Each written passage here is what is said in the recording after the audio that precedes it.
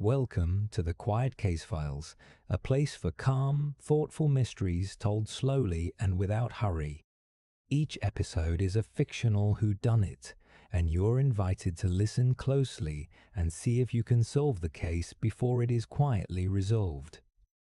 If you enjoy these stories, consider liking and subscribing and following along for more gentle mysteries. A small friendly request, please keep the comments spoiler-free so everyone can enjoy the unfolding.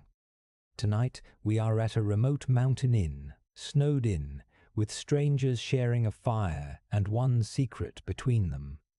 Let us begin. The road up to the inn was the sort of narrow, ribboned path that asks you to move more slowly than you intended. Snow had been falling for hours while I drove, a soft insistence that turned the world inward. Trees hunched under white, the sky a close, low lid. I noticed the way the beams of my headlights sat on each bank of powder and seemed to pause for a moment, as if unsure whether they should disturb the quiet. The snowed-in inn, as a name would be if one were given to literalities, sits where the pass widens and the world allows a handful of houses to breathe. It exists because there are places where people must pass and sometimes cannot. Its purpose is simple and old-fashioned: hearth for travellers, spare beds, strong tea, and honest soup. The inn had a stone chimney that smoked like a throat and windows trimmed with frosty lace. It smelled of wood smoke and lemon soap when I pushed open the heavy door. She introduced herself as Marjorie. Her hands were warmed at the stove, her hair a practical grey braid. The inn belonged to her family for as long as she would say, a line she drew in the dirt and did not elaborate upon. She showed me to the common room, where a handful of other people were already gathered, each with a reason for being there, and each with a quiet, private world sliding behind their faces. There was, first, Thomas Larkin. He was the sort of man who had learned the economy of posture and the economy of speech. He made his presence known by a polished cuff rather than a loud voice. He had come down the pass to meet with a lawyer about a property matter, he said, and had planned to be in the next town by morning. He had a small leather case that he handled like something that contained a prize. It occurred to me that he had the steadiness of a man used to decisions and the way those around him polished their shoes and adjusted their collars when he entered the room. A young woman with a notebook sat by the window. Claire Beaumont was a freelance journalist, she explained, when I asked, on her way to interview a source in the valley. She wrote quickly, not always in full sentences, but in a shorthand that caught tone as readily as fact. She listened as she wrote, and her eyes lifted to take things in. One might say she collected when others left things behind. There was a reverend among us, Samuel Pike. His coat was rumpled and he smelled faintly of peppermint and paper. He was travelling between parish calls and had missed a sermon by virtue of circumstance, not indifference. He folded his hands in his lap in a way that suggested the comfort of ritual, even when the ritual had been delayed. Evelyn Ware had come for what she called a quiet weekend away, though she was young to have learned the practice of quiet. She was going to her daughter's wedding in 2 days and had taken the precaution of leaving early. She kept a small cloth bag of mementos by her chair and hummed to herself while she stitched. One might notice a small tremor in the way her fingers gathered thread. It was the sort of thing people put down as nervousness, but which I write down as detail. And then there was Daniel Mercer. He arrived with the mud of the road still in his boots and the honest look of someone whose work leaves his knuckles a little raw. He was travelling for a job in the next town, he said, a repair job at a property that, by coincidence, had work to be done where Thomas might have had an interest. He kept a small canvas satchel on the floor beside his chair, the sort that held tools and hands and maybe a story or two. He spoke little, cleaned the ash from his pipe with the same motion each time, and seemed to prefer the company of the stove to the company of words. As people were introduced, I noticed patterns other people missed. Thomas liked the corner seat by the window where he could see the road. He habitually left a glass perched on the mantel when he went to bed. Claire made notes of names and times, as if cataloguing the present into a future she could ask about. Reverend Pike offered a gentle invocation over our shared stew, and Marjorie moved through the room like a small, capable wind, refilling cups, folding napkins, remembering to produce an extra blanket without asking. Evelyn kept her stitches close to her palm, as if the rhythm reassured her, and Daniel fiddled with a small tin he took from his satchel now and then, polishing nothing at the edges of the metal. We were, in truth, a group largely assembled by circumstance. The road through the pass had been closed beyond the inn. The council had put blizzard warnings in the morning paper, and drivers arriving later found their cars only grudgingly freed by the storm. Each of us had chosen, for reasons of business or travel or worry, to continue along the road that day. The inn's purpose became more than half then. It became a small island in a white river. I had my own reason for being there. I do not introduce myself as anything other than a person who watches and records quietly. I had been driving merely to move through a grey part of my life, and had taken the pass for that reason. I noticed faces and voices the way I notice lenses reflecting light, small and telling. If one wanted to know why a place exists, one might begin by noting what it asks of the people who come through it. This inn asked only for patience and a willingness to be silent at times and to speak when it was necessary. Dinner was simple and long enough to let the day's dust settle. Conversation braided about the pot, about the storm, and about small things. No one spoke of debts or old injuries in that first hour, though I noticed the undercurrent of certain words: regret, loss, compensation, that would, in time, name themselves more fully. When the lamps were dimmed and the snow tightened its white fist outside the windows, we settled into our separate rooms.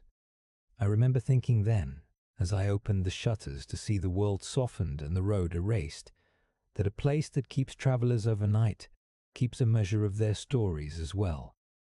I did not know then which story would press itself hardest into the wood in the chimney, and which would be answered only by the silence that follows a storm. The night settled over the inn with an even, understanding darkness.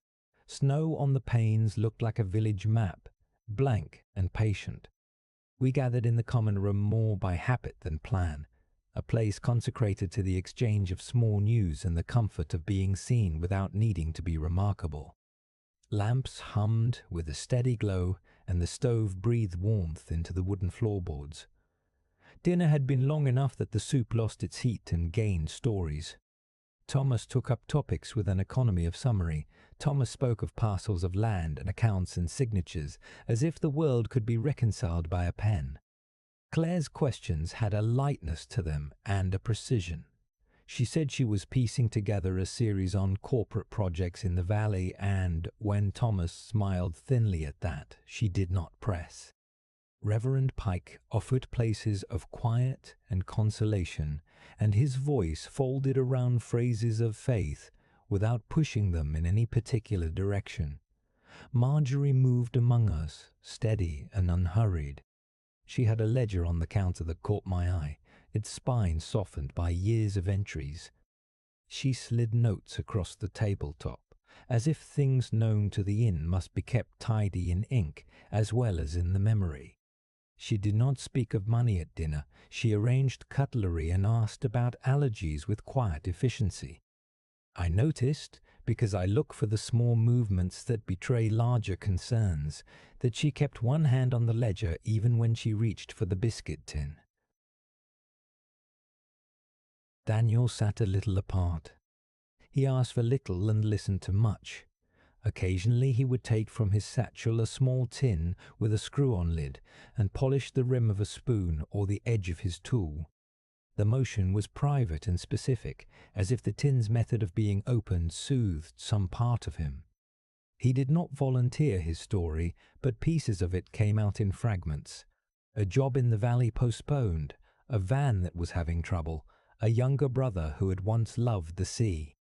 When pressed for more, he would smile briefly and say it was private, that the road had its own way of carrying troubles until they were ready to be unloaded. Conversations drifted and circled and occasionally banged against something hard that no one wanted to push into the middle of the table. At one point, Thomas and Daniel's paths crossed more directly. A question about the next day's work turned into a terse exchange. I noticed how Daniel's jaw tightened and how Thomas's laugh seemed a degree too quick. Claire, who had been taking notes, looked up and murmured something about a project in Harrington, an old industrial part of the valley where buildings had been repurposed in the rush of development. It occurred to me then how small towns keep the memory of their own undoing close to their chests. Claire said she had come across a report 2 months earlier concerning a structural failure in Harrington, and was following threads that led to various names. She did not say loudly which names. She said simply that she pursued patterns, not persons. Reverend Pike cleared his throat and suggested that storms could make people anxious and that the mindful course was to be gentle with ourselves in such weather. Marjorie folded her hands and set the ledger aside. Evelyn knitted on, her fingers a steady metronome, and watched the room more than she spoke. There is an economy of observation in her kind of silence.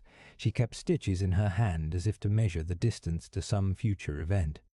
I noticed items in the room that would later matter much more than they first appeared to.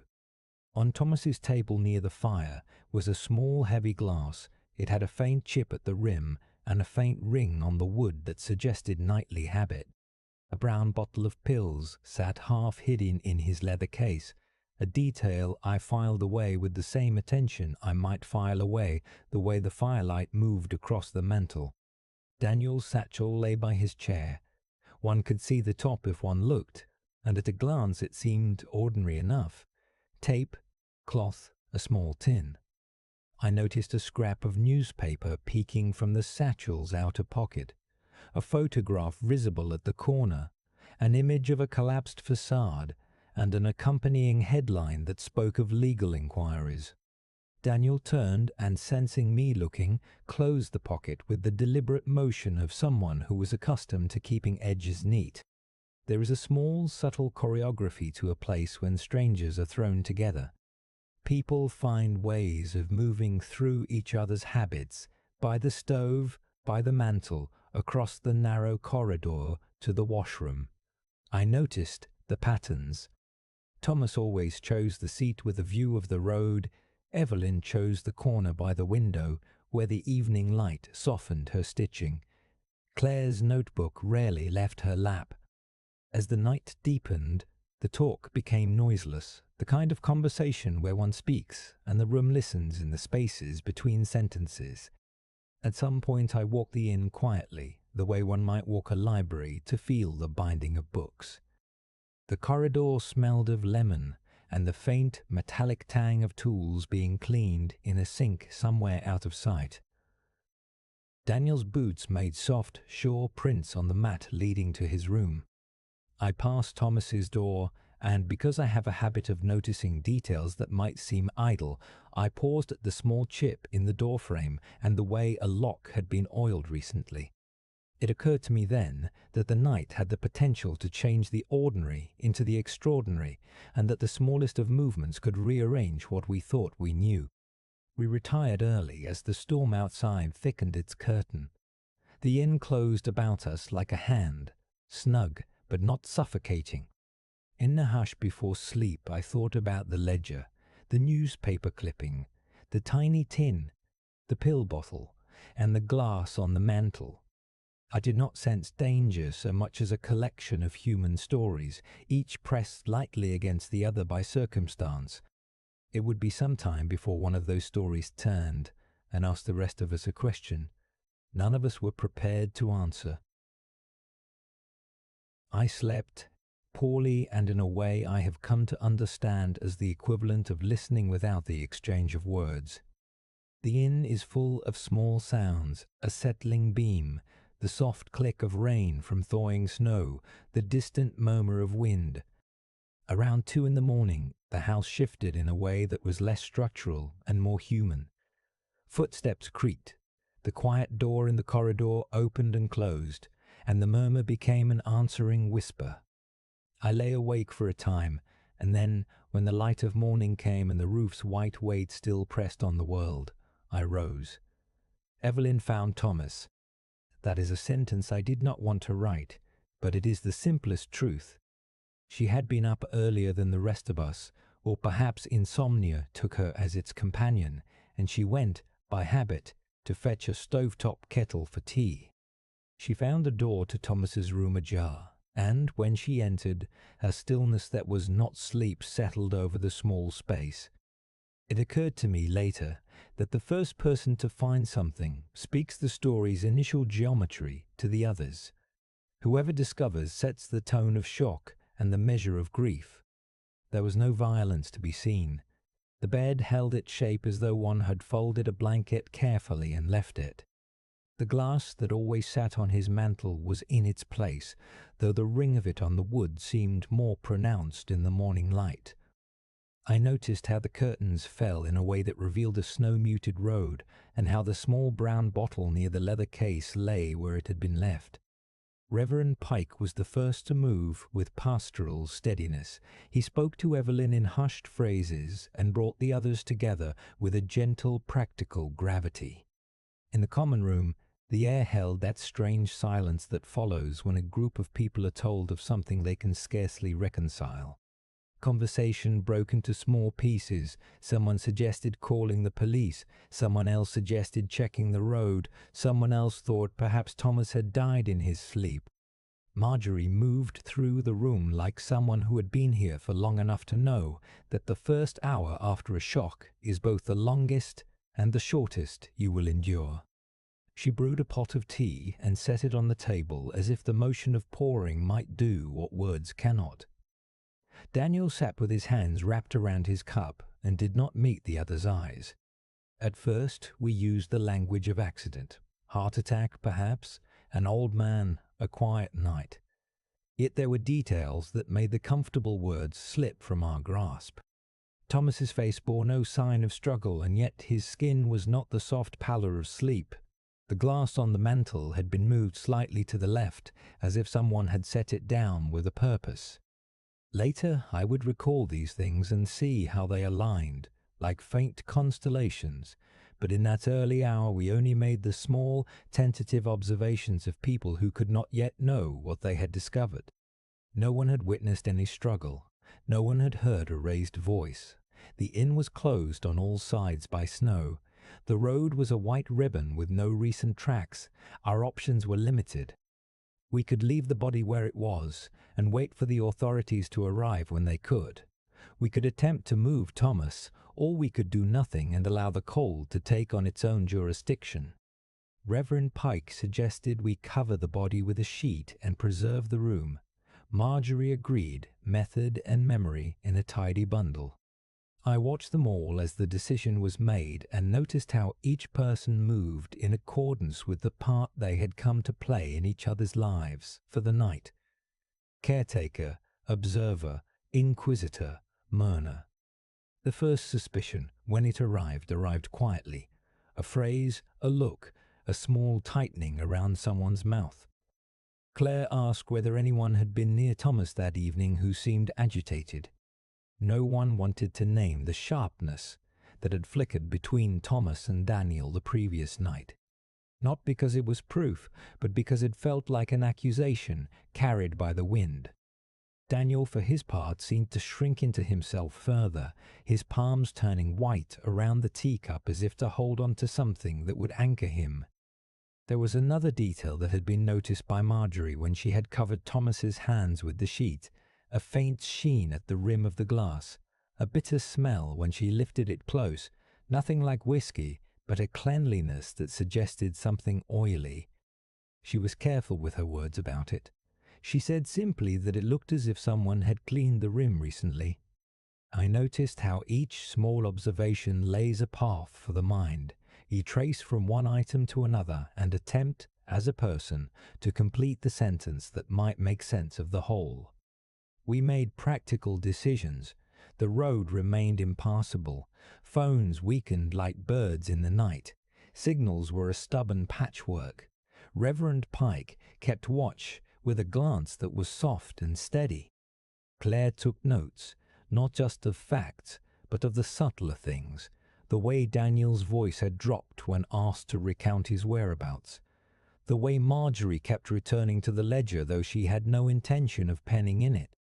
I listened and wrote in my head, because my way of living with a strange event is to fold the details into patterns, and I did not yet know which pattern would be true. One might have expected that in those first hours blame would be loud, or that grief would wrestle for the room. Instead, there was a hush and an exchange of small, measured questions. Who was by the fire at midnight? Who had entered the corridor? Who had the opportunity to move a glass? We answered with the kind of truth that aligns with what we knew of ourselves. No one had been violent. No one had seen an altercation. No one had left the building. Yet the small sheen on the glass and the strange crispness of the pills in his case suggested a path we did not yet have the language to name. It occurred to me, quietly, that it is in the small and almost indifferent things that the imprint of a larger act is often found. We spent the morning framing questions the way one frames a photograph, carefully, gently, knowing that if one leaned too close the picture might blur. The inn continued to perform its usual work. In an extraordinary time, Marjorie moved among us with tea and biscuits, smoothing the edges of unease with the same practical gestures she used to tend to stove and ledger. Reverend Pike offered a brief prayer, not because he thought it would solve anything, but because ritual steadied us. Who had been near Thomas the night before? The answers were small and equivocal. Daniel offered that he had gone to Thomas's door to ask about a forgotten cord that had come loose on his watch. Thomas had waved him away. Claire remembered the exchange from across the room.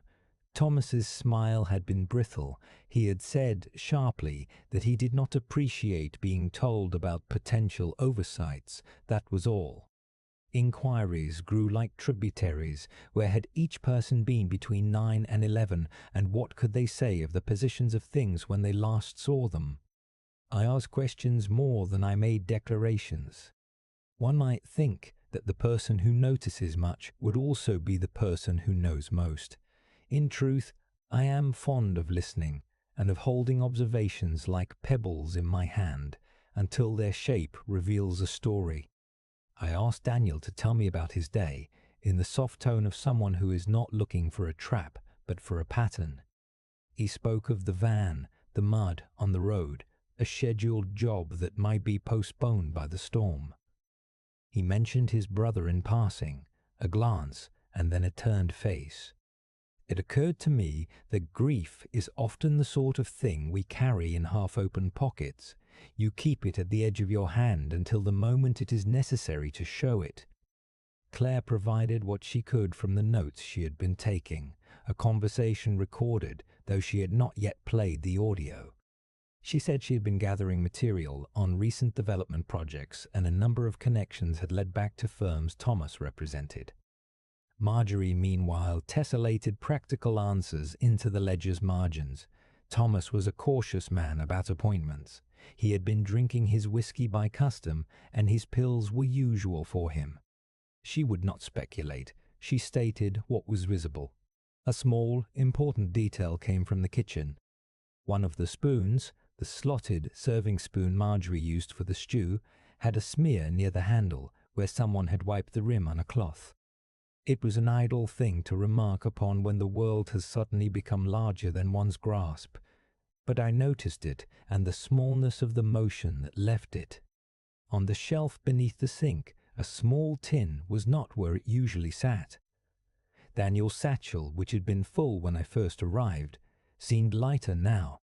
I did not say this aloud. I simply held it in my attention. People started to tell their versions of their movements. Reverend Pike said he had dozed for a few minutes in his seat and then taken a walk to clear his head. Evelyn had been up early, she repeated, to fetch a kettle, and had then found Thomas.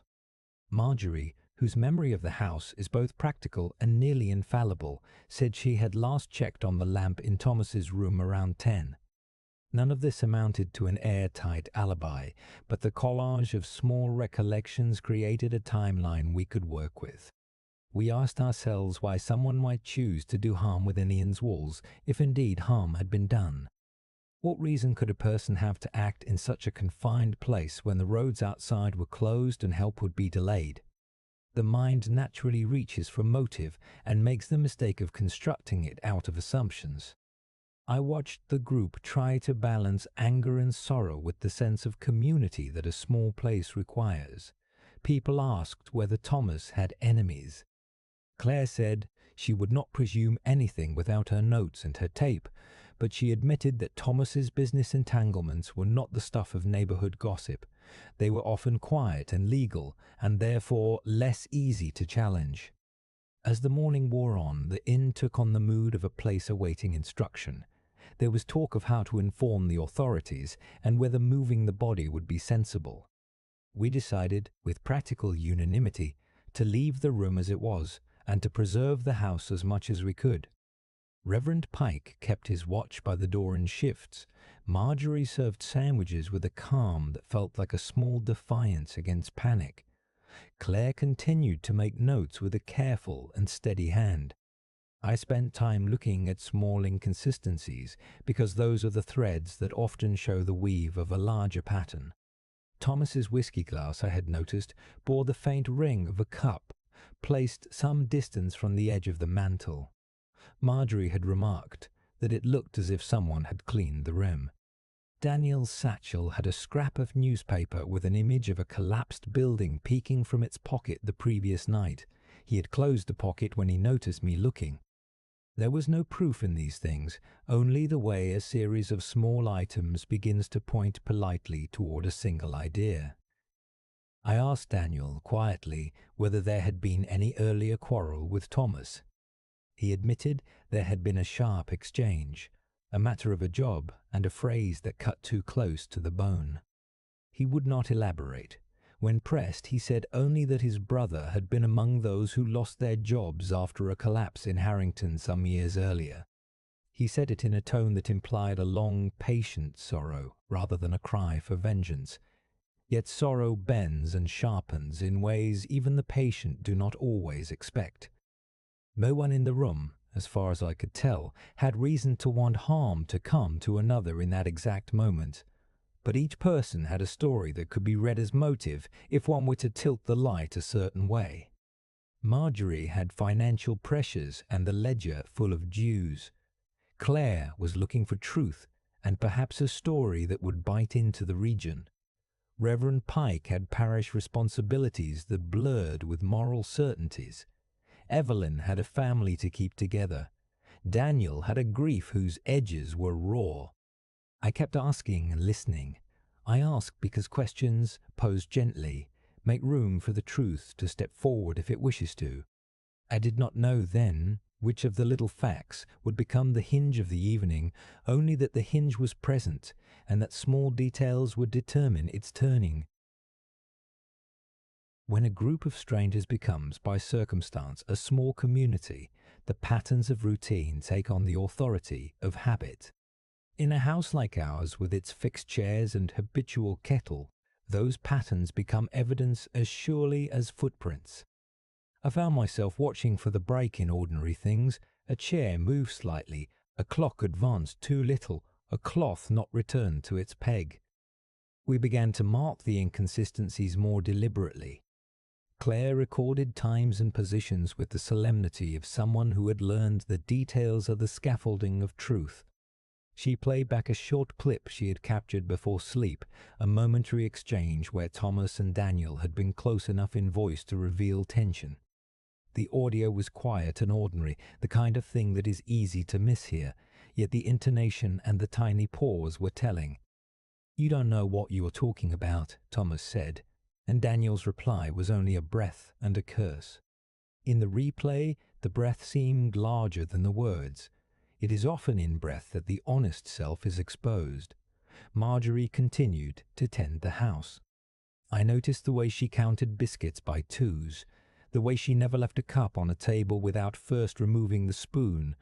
The way she kept the ledger within sight, though she rarely opened it to consult it when guests were present. She told me once that the inn had been in the family for 3 generations, and that the thought of selling it had sometimes passed like an ache.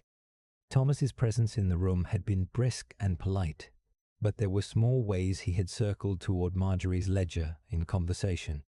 It occurred to me then how many different forms the word interest can take.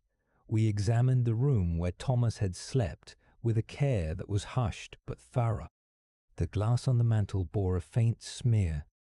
The small brown pill bottle had not been opened more than usual, Marjorie said, and yet there was an extra pill on the bedside table, as if someone had removed one from the bottle. The wash basin in the corridor held a cloth with a faint oily residue. I wrote these things down because the mind arranges them into sequences, even if the heart will not. Daniel's satchel had become an object of quiet attention. The scrap of newspaper that had been tucked into its pocket now lay on the table. The photograph on the page showed a building with a collapsed facade and a headline that mentioned Harrington. Claire's notepad had an article she had been planning to follow up on. She said she had been curious as to why certain contractors continued to be rehired after failures. Daniel's face had tightened when he saw the clipping spread on the tabletop. He picked up the tin from his satchel, the small metal tin he had been polishing the night before, and opened it to show there was just some wax and a rag inside. He said it was for the maintenance of small tools.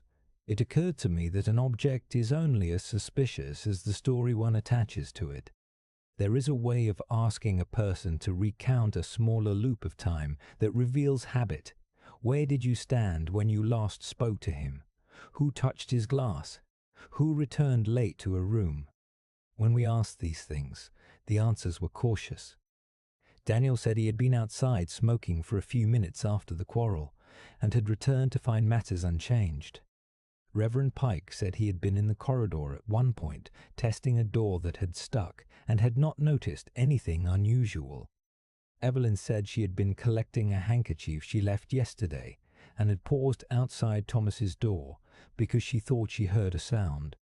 The small divergences in their accounts were the sort of things that might be made by nerves or by a wish to be seen innocent. I took particular note of a teaspoon from the sink that Claire lifted with a napkin. There was a faint sticky residue on its bowl, not sugar, but a kind of oil that beads with a certain reluctance. I had seen similar substances in other lives, the residue of polishing agents, the film left by certain medicinal ointments. When I asked, Marjorie said the spoon had been used to stir coffee and then rinsed. It occurred to me that the spoons in a house like this move between many uses, and sometimes the one use that matters is the one you don't think to note. As the day progressed, suspicion moved like a breeze through a room. It changed direction when someone spoke, and returned to its original course when silence resumed. Claire, with careful curiosity, asked more pointed questions about the work that linked Thomas to the valley. She read aloud a sentence from her notes that named companies and projects and a pattern of repairs that, in some cases, had not been fully accounted for.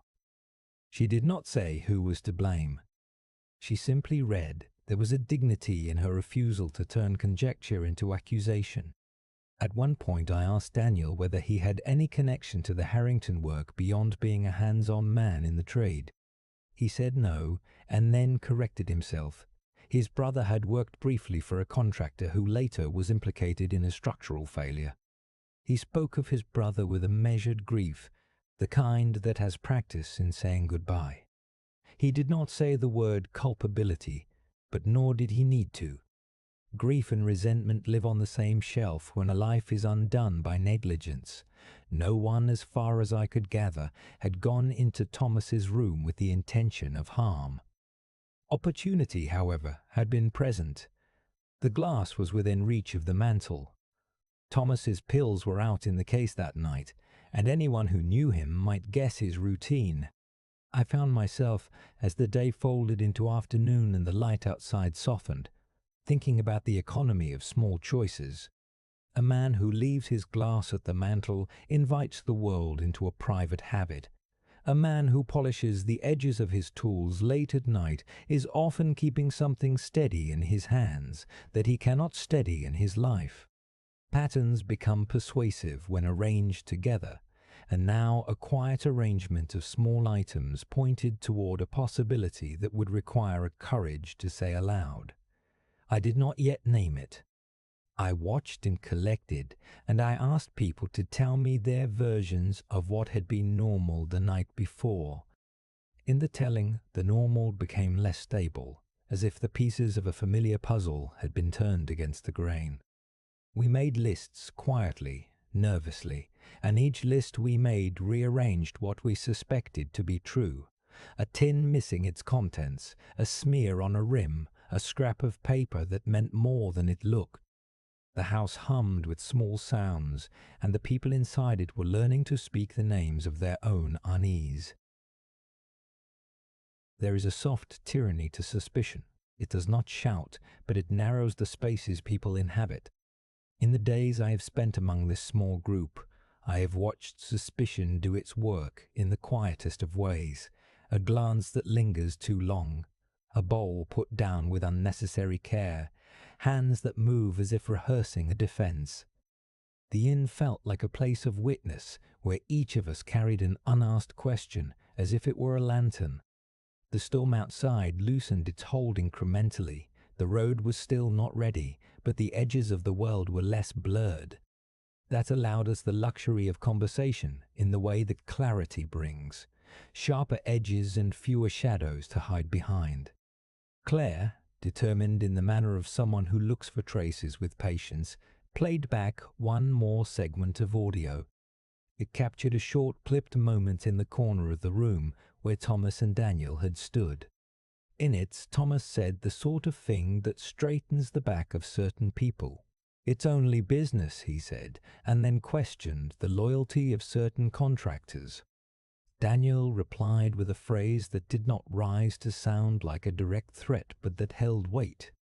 The recording did not prove intent, but it placed voices within inches of each other and in proximity to motive. Marjorie, with her ledger, displayed a different sort of evidence. A note from Thomas, she said, that suggested interest in a parcel near the inn. She did not say more than that. She held the page as if its existence was a nuisance rather than a revelation. Knowing that someone stood to gain from a transaction implies lots of things to people who have to manage the arithmetic of a small enterprise. I thought then about the ways in which money and grief and pride tend to be the grammar of disputes. Daniel began to pull back into himself more thoroughly.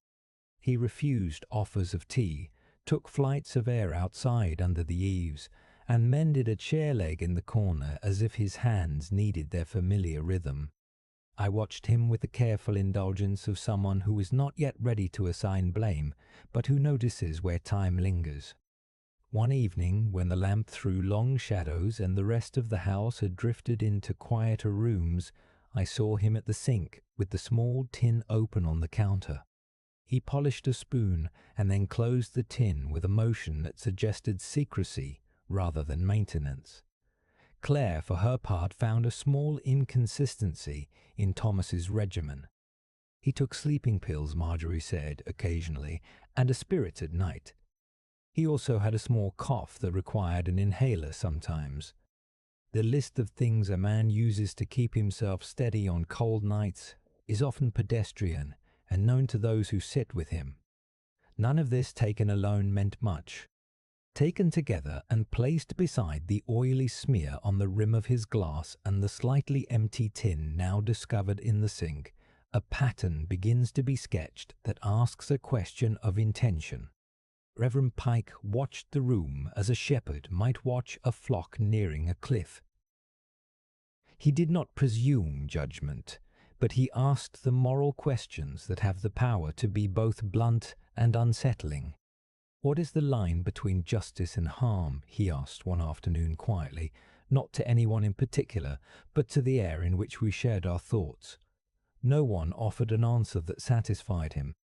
That question would remain like a thin, folded paper left on a shared table. It could not easily be smoothed. Small human frailties became more visible as the days wore on. People were less careful about their stories. Claire found a receipt in Thomas's jacket pocket for a dinner paid in a nearby town. Evelyn confided that she had taught a classmate once whose family had been affected by industrial work gone wrong. Marjorie admitted with a sigh that selling the inn had been discussed, if not always seriously, and that Thomas had mentioned it in passing. These were not confessions in the dramatic sense, but rather the slow and honest revelations that emerge when you spend considerable time in close quarters. And then an object that had been noticed briefly before came into clearer view. The tin from Daniel's satchel, which he said was for tool maintenance, was now empty save for a folded cloth. The tin had a faint odour.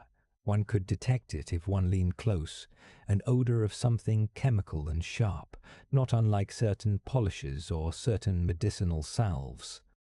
Daniel said it was for cleaning metal. He showed me the tools he carried and the places where the tin had been used, and his explanation lined up without contradiction. Yet when someone suggested that the tin could have been used for a purpose other than cleaning, Daniel's face shifted. He admitted, haltingly, that he sometimes kept small things in peculiar places, a spare coin, a pressing of a flower, the sorts of private economies people maintain. One detail that did not change despite all the shifting shadows was the human fragility of motive. Where grief has been given a name by time, revenge becomes an explanation that often flattens complexity. Daniel's brother had died in a structural failure years ago, an event that had left him with the shape of a loss that could not be filled. Thomas's involvement in business that had, perhaps, contributed to that failure was not legible in immediate cause and effect, but it was present as an emotional through-line. As we gathered that evening, with the snow lightening and the road still stubborn, I felt the house contract around a secret. Suspicion had moved into the corners like an animal that does not make a show of itself. People exchanged guarded phrases, interrupted each other with small protective comments, and attempted to maintain the ordinary rhythm of a house while its center held a new gravity. I watched, as always, for the small things, the moment a hand trembles, the way a voice chooses a word. In the quiet hours, I thought, not in accusation, but in observation, of how fragile the boundary is between a person who acts and a person who is acted upon by grief. There is, in every investigation I have witnessed or been modestly involved in, a moment when the mind finds a hinge. The hinge is not always dramatic. It often appears as a small relief on the edge of a coin, a detail so easy to overlook that when it is finally turned, the whole face of a thing changes. For us it came in the shape of a teaspoon and a photograph. It was Claire who first noticed the photograph more than once or twice. She had begun, in a way I respect, to lay out the facts like small careful stones on a tabletop and to step back to see whether they formed a bridge. The photograph in question had been clipped from a paper long enough ago that the edges had softened. It had been folded in half and placed in Daniel's satchel by force of habit, he said. The photograph showed, to my eye, a young man in a naval uniform, laughing in a way that suggested he liked the world. Claire held it up in the firelight and asked softly whether the image meant anything to anyone. Daniel's fingers closed around the satchel as if to protect something private. "That's my brother," he said. The admission was small and honest, the kind of thing that does not require a flourish. He told us then, in the manner of someone walking through a long-remembered room, about the day the factory in Harrington had given way. He told us how his brother's body had not been recovered in time for a proper farewell, the sort of detail that occupies a grief for years. He told us that Thomas's firm had been among those who had coordinated work at the site, and that the legal matters had been quiet and slow, and, in Daniel's word, unsatisfying. This was not a confession to wrongdoing. It was the statement of a wound. It explained in the simplest human way why Daniel's expression had clotted so often into a reserve. Yet the fact of his grief does not equate to the act we were trying to explain. I noted in the back of my mind that grief is not a cause, it is a condition under which certain acts are easier to imagine. The teaspoon, by contrast, was a small uncleared question. The residue on it, which Claire had found and set aside with a napkin, was difficult to classify. It did not look like the sugar or jam stains a spoon might collect. It had a faint sheen and a particular sharpness that suggested something chemical. We had the luxury of a modest inventory of household goods to check. Marjorie's cupboard held mild cleansers and the usual solids of a kitchen. Daniel's tools included files, tapes, ropes, and the tin he'd used for polishing. When pressed, Daniel allowed me to look into the tin and showed me a small folded rag, damp and smelling faintly of the same chemical I had noted on the spoon. At that point, Claire played another audio clip, more extended than the last. In it, Thomas had been more circumspect, and in a sentence that later felt crucial, had admitted the sort of oversight that closes the circle on a building's safety. "We cut costs where the margin is thin," he said. "We rely on contractors to adjust. The sentence is not proof of malice, it is proof of an attitude. When attitudes are placed within the geometry of action, they become, with time, consequences." I took to arranging the small facts in my mind. A man who habitually left a glass on the mantel, a small oil-like film on the rim, a tin used to polish, and a spoon with a residue. Each fact by itself suggested nothing. Arranged together, the facts implied someone with access to the glass, someone with knowledge of oils or compounds, and someone who had motive rooted in grief. It was not a neat accusation. It was instead the slow construction of a narrative that asked more of us than our initial instinct for tidy answers. When I asked to look in Daniel's satchel more closely, he hesitated. I noticed that curl of the hand, the slight withholding, and did not press as a demand, but as a request that allows dignity. He opened it then, somewhat guarded, and produced the small folded cloth that had been in the tin. It was as he had said. It smelled faintly of metal polish. He offered an explanation about using it to keep his tools in order, and then, as if added after a moment's thought, said he sometimes used the cloth to clean the rims of glasses at the inn when he saw them left unattended. The admission was simple and plausible. We examined Thomas's room again with fresh eyes. The glass bore a faint, moving smear. The pill bottle was in its place, but one tablet was not accounted for. Marjorie, methodical as ever, had noted earlier in the ledger entries a late deposit by Thomas into an account that suggested a settlement on some property. It was small currency in the larger conversation, but one more thread to be woven. By now, I had organized in my mind a sequence that felt like a plausible chain, an argument between Thomas and Daniel about work and responsibility. Daniel's knowledge of his brother's fate and his steady sorrow, the presence of a tin and cloth with an oily scent that matched the smear on the glass, a tablet unaccounted for on a bedside table. None of these things proved guilt beyond question, but together they made a scene that required explanation. When I spoke to Daniel that evening, I did so in the low way a person uses when holding a fragile object between their palms. "Tell me your version," I said.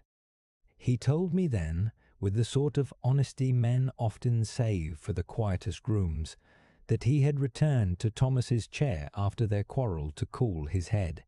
He had seen the glass and thought of a way to make Thomas listen, not to harm, but to incapacitate him enough to extract a confession or a promise to make things right. He admitted he had carried a small sedative in the tin, something he had used once in a work context, he said, to calm an injured animal while waiting for help. He had intended only to dull, to quiet, to create a pause long enough for a conversation to happen. It wasn't meant to kill him, he said. The words carried the weight of someone who had thought through a method and found that the consequence had been heavier than the intention. He said he had not estimated how the substance would react with what Thomas might have recently taken. His confession was not shouted, it was a soft folding of fact into remorse. The house took it in as if it were another kind of weather. That night, as snow softened the road and our small community rearranged itself around the new truth, I sat with the shape of the thing. The missing piece was not a single object, but the way the objects and the lives that touched them aligned. A tin used for polishing, a spoon with an oily sheen, a photograph of a lost brother, and a man who had once thought he could make justice by other means. It is perhaps an old and terrible lesson. People make wrong choices from the deepest wells of their pain. One might wonder how different the night would have been if sorrow had been answered with a different instrument than the hand of vengeance, but it is a question that cannot be undone. In the silence that followed the confession, I noticed how the inn held its breath, as if waiting to hear what will come next from the human heart that has made a bed with regret. When facts begin to converge, they do not always form a neat picture. Often they overlay, create shades and tones, and allow one to see a shape that was not visible when the details were alone. In our case, the convergence had the sort of slow inevitability that comes when people stop protecting small imaginations and begin to tell themselves the entirety of what they have done. Daniel's account had been the hinge. He had told us he had meant only to make Thomas listen, that he had used what he had thought was a mild sedative in the hope that the man would fall into a heavy sleep and awake to an honest conversation. He had not calculated the way that such an act might combine with other factors: Thomas's pills, his age, his heart, the quiet algebra of the body. When Claire asked if he had any knowledge of the interaction, the man had only a shaken head. I didn't know, he said, and the phrase hung there with the brittle light of someone who realizes they are now the steward of an accident that had become a crime. We gathered to make decisions. It was Reverend Pike who reminded us that we were not in a place to meet justice in the fashion of law, and that the authorities must be informed when they could be. He did not speak to absolve the man of guilt, only to remind us of process. Marjorie prepared the house for the eventuality of keeping the room sealed. Claire recorded the moment with a steadiness I had not known she possessed, and Evelyn sat knitting the same stitch as though the act itself were a prayer. I asked Daniel modestly and without shame whether he would speak to the others about what had happened. He agreed to be forthcoming. He told them in his own way what had unfolded, the argument, the temptation to force a contrition out of a man who had become a symbol of what grief had stripped away, the decision to carry a sachet in the tin that he had described as a sedative, and the unanticipated outcome. There was no grand flourish, no injudicious outpouring. He said what he had done in the simplest terms he could manage. When he finished, Thomas's effect on the room became clearer in memory. He had been, in his life, a person who favored expedience and saw the world in ledger lines. He had been careful in some ways and heedless in others. It is not for me to say that the scales of responsibility between the living and the dead fall evenly, only that they exist and that we must name them. Daniel named his. Claire recorded and did not offer moral calculus. Reverend Pike listened and then asked that Daniel consider how to make amends, acknowledging that some wounds cannot be mended by ordinary measures. The confession did what confessions do. It shifted the burden from speculation to reality. It did not, in doing so, make the heart lighter. It made the necessary logistics clearer. Daniel would declare what he had done to the authorities when they arrived. In the meantime, we would preserve the scene and accept the consequences of our delay. Marjorie, with a pragmatic certainty that steadied the house, made notes in the ledger and called, when the signal allowed, to the nearest station. The call was the smallest of gestures, and yet it made the world beyond the snow a collaborative presence once more. There were many small human responses to this moment. Claire, who had spent so many hours between fact and story, felt a particular sorrow that the case she might have written about had been lived by persons she had learned to recognize as whole. She did not gloat over her snippets of audio. Instead, she folded them like a handkerchief and returned them to their case. Reverend Pike offered to sit with Daniel in the evening and to keep him company because he understood, perhaps better than some of us, how confession and solitude can become a companionable burden. Evelyn approached Daniel in the late afternoon and placed a careful hand on his sleeve. "Loss is a country, I know," she said softly, "but it does not give us the right to make the law ourselves." She did not say it angrily. Rather, she spoke as one who had been taught the grammar of restraint by time. Daniel looked at her with an expression that was at once grateful and mortified. It occurred to me then that people sometimes find their best responses in the voices of strangers who, by circumstance, become slightly less strange. I sat with Daniel at the window as the afternoon light thinned and the wind eased its white fingers against the panes. He told me more about his brother, about the small rituals they had shared and the way those rituals had broken the night of the collapse. He spoke without dramatization. He said he had not meant to take a life, only to awaken conscience. He had misjudged the material he had used and the effect it would have. He used the words foolish and brave in the same breath, and then apologized to the room for being a man who had thought he could engineer a moral outcome. There was a mercy in the way the house received this. No one in that small space cheered or spat. None declared a victor. We were left instead with the steady work of what follows a wrong, making statements, ensuring the body is tended to with dignity, and preparing for the arrival of those whose work is the law. In those quiet motions, I noticed how flawed we are and how careful the language must be when we attempt to name responsibility. Night fell, and with it a strange, solemn quiet.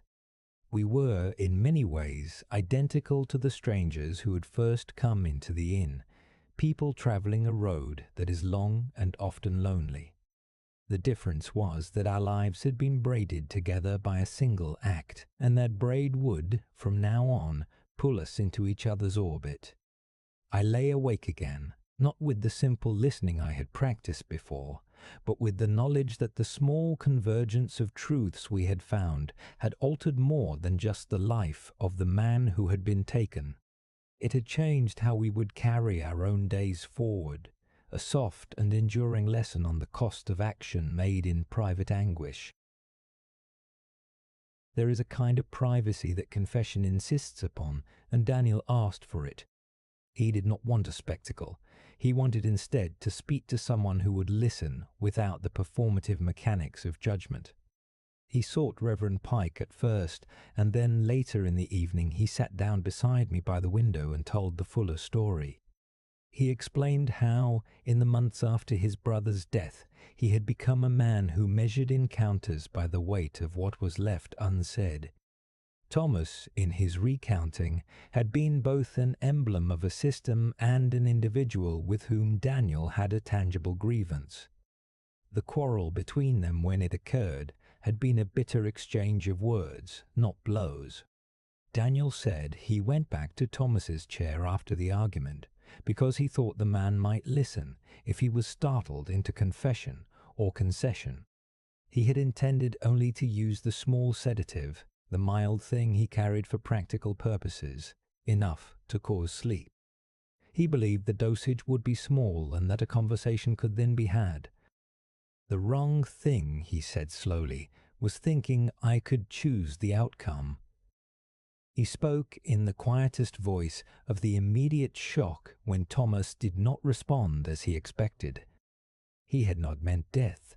He had meant a pause, a time to make Thomas look and to see what his silence had done. When Thomas did not awaken, when the breath ceased to reassert itself, the world narrowed to the single, private moment of a man realizing that he had crossed a line he could not uncross. He did not attempt to justify. He did not, in the quiet of the confession, try to place blame on the dead. He spoke of his brother not as a claim to permission, but as a fact that had made him reckless with a sorrow that had been unassuaged. When I asked him whether he had considered other ways to seek restitution, he shook his head. "It wasn't reason then," he said. "It was a wish for something to be different that didn't involve waiting for a court to decide." I asked him kindly and plainly if there had been any other parties aware of his intention. He said he had acted alone.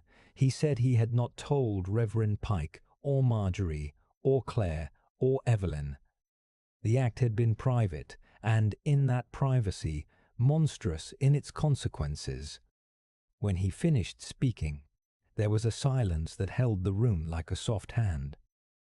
The confession did not relieve the wound. Confessions rarely do. Instead, it shifted reality from speculation to fact. Daniel told us he would go willingly to the authorities. He asked for no intervention to soften the legal consequences because, in some measure, he believed the law deserved the chance to perform what he could not perform himself, an orderly accounting. We spent that night arranging the immediate necessities. Reverend Pike sat with Daniel for a time in the common room. They spoke in low, steady phrases. Claire wrote not with the journalistic hunger of a story, but with the carefulness of someone trying to make every detail integral and truthful. Marjorie adjusted blankets and set fresh tea on the table. She moved with that particular kind of human competence that is both practical and quietly moral. Evelyn moved through the room with a steadying, not flippant compassion, and at one point put a hand on Daniel's shoulder with the sort of apology one might give to someone who had done terrible things out of unbearable pain. We did not, in that private hour, expel Daniel from the house or brand him as a monster. There were no cries for immediate retribution. Instead, there were small acts of human care in the face of an act that had failed to honor life. I noticed this and thought, not to excuse but to understand, that humans are complicated creatures who make choices in a web of sorrow and anger, and sometimes call that thing justice. Daniel's admission offered a painful clarity. He had acted from a place of private hurting and had misjudged means and consequences. In the morning, when the skies cleared enough for the road crew to come and for the constable to arrive, Daniel walked slowly to the door and placed his hands on the handle. He did not resist what had to be done. He spoke to each of us quietly, apologies that were simple and direct, a gratitude to Marjorie for her kindness, a thanks to Reverend Pike for his companionship. He pressed a photograph of his brother into my hand, with a request that it be given a place where it might be remembered properly. He asked only that the story be told with the complexity it deserved. When the officers took Daniel quietly from the house, there was no sound like the drop of a gavel. There was only the sigh of a man who has given himself up to the consequence of an action that cannot be reversed. We watched him go with the same kind of mourning one reserves for complicated things, not wholly for the dead, nor wholly for the living, but for the human tendency to trade patience for certainty. Afterward, the house returned to its habitual rhythms as if readjusting to a new axis. People packed their things with small, quiet motions. Claire offered to assist in any way she could with the legal questions. Reverend Pike said he would stay in touch with both families. Evelyn went on to her daughter's wedding, carrying with her a story that world would not easily accommodate. Marjorie, with ledger in hand, closed the inn for a short time to allow those who had remained to take a breath. I stayed a little while longer to watch the road thaw and the past become once more a possibility.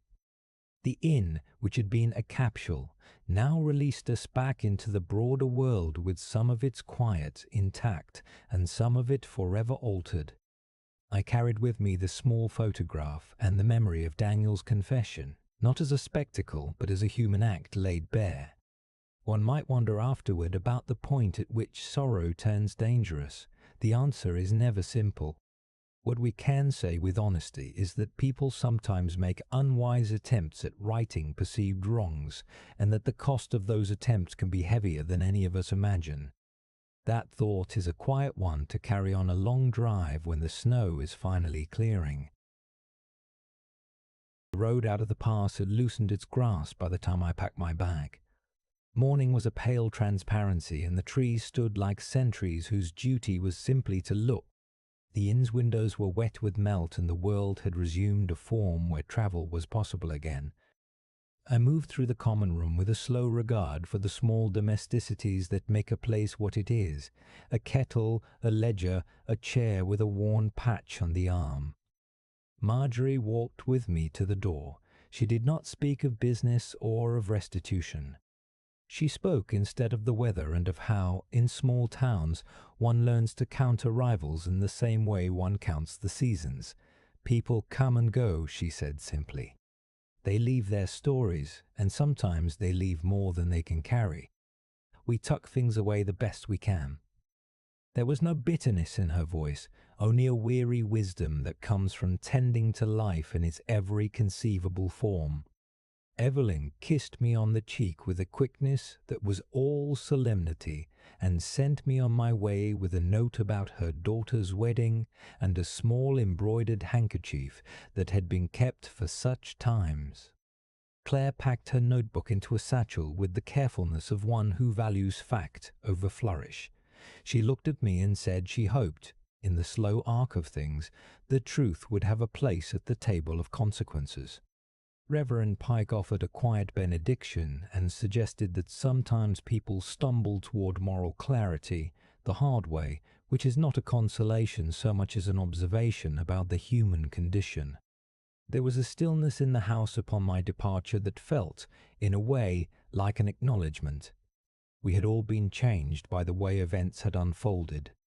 There had been no spectacle, no dramatic unmasking. Instead, there had been a small, private disclosure, a confession that would be handled by law and by the slow winding of grief. The man who had done the act was not, to my mind, a cartoon villain. He was a person who had been driven by an old and expansive sorrow, and who had made a fatal choice in the attempt to make something like justice his own. Driving away, I thought about the delicate architecture of responsibility. We like simple narratives, good and bad, cause and consequence. Life rarely offers such clean lines. The truth of this case, as it unfolded in the small house on the hill, was that flawed people make flawed decisions. Some of those decisions are cruel, some are foolish, and some are desperate. The cost is always there. One might wonder, as the miles eased beneath the tires and the pass opened like a sigh, whether the pain that spurs wrongdoing is itself an appeal to be met by a more compassionate human response, rather than by a vigilante hand. I thought of Thomas, whose life had been complicated in ways that made him both subject and cause of grievance. I thought of Daniel, whose grief had been a private country from which he did not, perhaps, have a safe return. I thought of Marjorie and Claire and Reverend Pike and Evelyn, people who had been incidental to the act, but who had become central to the aftermath by virtue of being there. I noticed, with a kind of quiet sadness, how the simplest things, a tin left in a satchel, a spoon wiped on a cloth, a photograph folded into a pocket, could become the hinge upon which a life turns. The world beyond the inn was unremarkable in its continuing rhythm. Trucks moved along the highway, people complained about traffic, a dog barked in the distance. The small human tempest that had occurred within the inn had not altered the laws of weather or the habits of markets. It did change, in a precise and unavoidable way, the lives of those involved. Legal processes would take their course. The families would be left to console themselves with what they could and to reckon with decisions made in sorrow. There is, in the quiet left after such things, a kind of renewed listening. I find that people speak differently after they have seen how close they are to one another's undoing. This does not always lead to better choices, but sometimes it leads to a slower remembering of what matters. In the months and years after such an event, some persons take a different measure of the small mercies each day offers, others do not. The world is, in that respect, a mixed place. I parked at the base of the hill and looked back once before driving on. The inn stood against the pale sky, ordinary and stoic. It had, in its way, contained a whole range of human feeling and had served as the stage for both harm and care. I thought about the ledger Marjorie kept and the pieces of paper we fold into our pockets for safekeeping.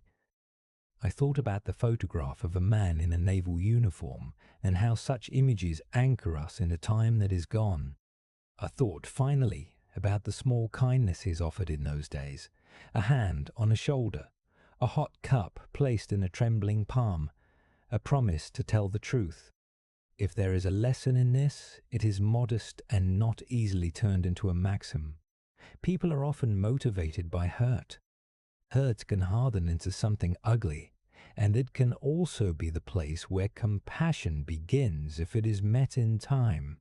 We cannot always choose the people who hurt us, but we can choose, at least sometimes, how we respond to that hurt.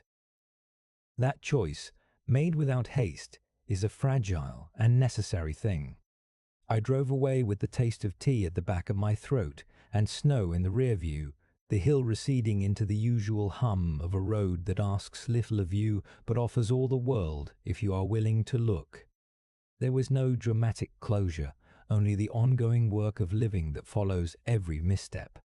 That work is where quiet comes from days lived slowly with the tension, with the hope that the small mercies we offer one another might, in the end, be enough.